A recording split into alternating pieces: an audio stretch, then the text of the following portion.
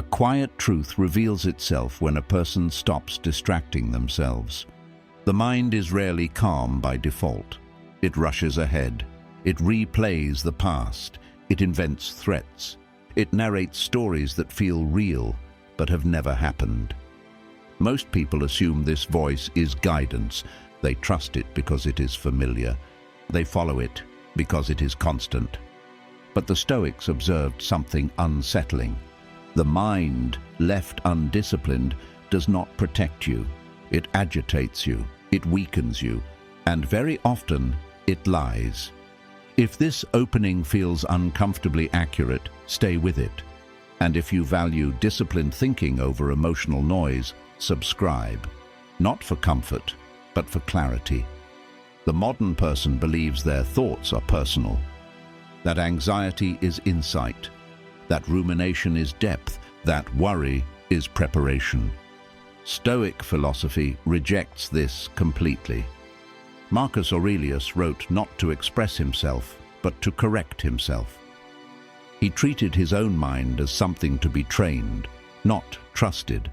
This distinction matters because the mind is not a neutral observer.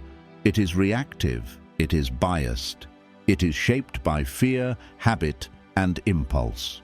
When something unexpected happens, the mind does not ask, "What is true?" It asks, "What threatens me?" And from that question alone, disorder begins. Observe how the mind behaves under pressure. A delayed message becomes rejection. A small mistake becomes catastrophe. A single thought becomes a full internal trial. Nothing has happened, yet the mind declares emergency. This is not intelligence. It is misjudgment. Epictetus warned that people are disturbed not by events, but by their opinions about events. The mind reacts first. Reason is invited later, if at all. Most never question this process. They assume the first thought must be correct because it arrived first. But the Stoics trained themselves to pause, not to suppress thought, but to examine it. The problem is not that the mind produces thoughts. The problem is that most people identify with them. A thought appears, "This will go wrong," and immediately it becomes truth. Another thought follows, "I can't handle this," and now it becomes identity. This is how the mind becomes an enemy, not by force, but by authority wrongly granted. Seneca observed that the anxious mind lives in imagined futures. It rehearses loss. It anticipates humiliation. It prepares for disasters that never arrive. The body responds as if these events are real. Heart rate increases, muscles tighten, breathing shortens. The mind has convinced the body that danger is present, even when nothing has changed. This is internal sabotage, and most people call it being realistic. The Stoics took a different approach. They separated thought from judgment. A thought may arise, but it does not need to be believed. An image may appear, but it does not need to be obeyed. Marcus Aurelius reminded himself, "You have power over your mind, not outside events. Realize this, and you will find strength." Notice the implication. Strength is not found by eliminating thoughts. It is found by refusing to submit to them. The undisciplined mind speaks constantly. It narrates motives. It explains intentions. It criticizes actions. It predicts outcomes. And because it never stops speaking, most people never learn to listen properly. They react instead of observe. The Stoics trained the opposite habit. They watched the mind as one would watch weather, without panic, without obedience. This distance is everything. A crucial Stoic insight is this: the mind is not you. It is a tool, and like any tool, it can be used well or poorly. When left unchecked, it seeks comfort, certainty, and control.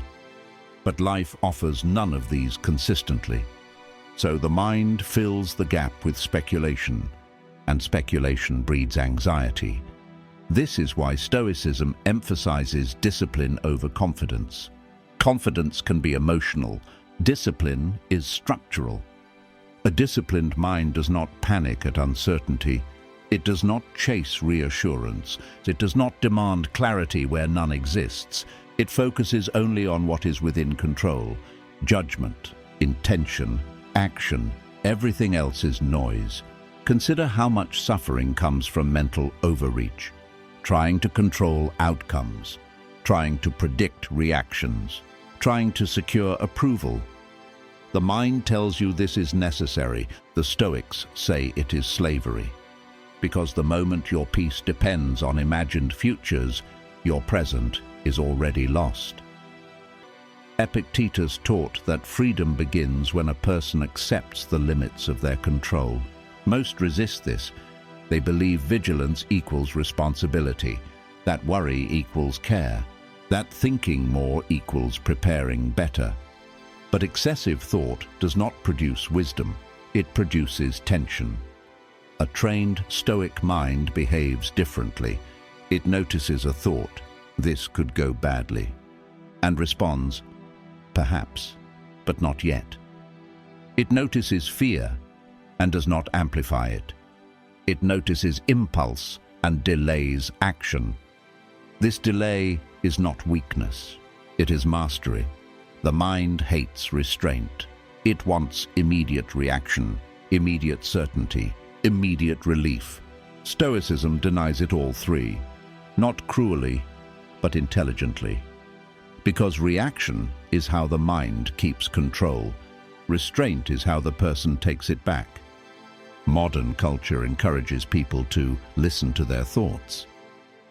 Stoicism teaches something more difficult. Interrogate them. Ask, is this thought useful? Is it accurate? Is it within my control? If not, it is dismissed, not argued with, not entertained, dismissed. This practice feels unnatural at first. Silence feels empty.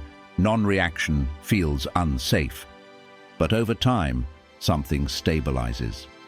The mind becomes quieter, not because it is suppressed, but because it is no longer rewarded with obedience.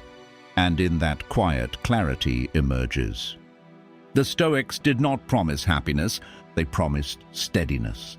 A person whose mind no longer dominates them becomes difficult to disturb, not because they feel nothing, but because they feel without panic. They experience loss without collapse, criticism without agitation, uncertainty without fear. This is not emotional numbness. It is order. Your mind is not your friend when it is undisciplined. It is a frightened narrator trying to protect itself through control. But protection through fear is fragile. Stoic discipline replaces fear with structure, not optimism, not positivity. Structure. Marcus Aurelius governed an empire while reminding himself daily, "You do not need this thought." That sentence alone contains freedom. You do not need every thought that appears. You do not need to obey every impulse. You do not need to identify with every fear. You can observe, you can choose, you can remain still. This is the work, not dramatic, not visible, not praised, but transformative. A person who governs their mind does not need to escape life. They can meet it directly, calmly, deliberately, unafraid of their own thoughts. The Stoic does not silence the mind by force. They silence it by authority, by refusing to grant it power it has not earned. And in that refusal, peace becomes possible. Not because life becomes easier, but because the mind no longer makes it harder.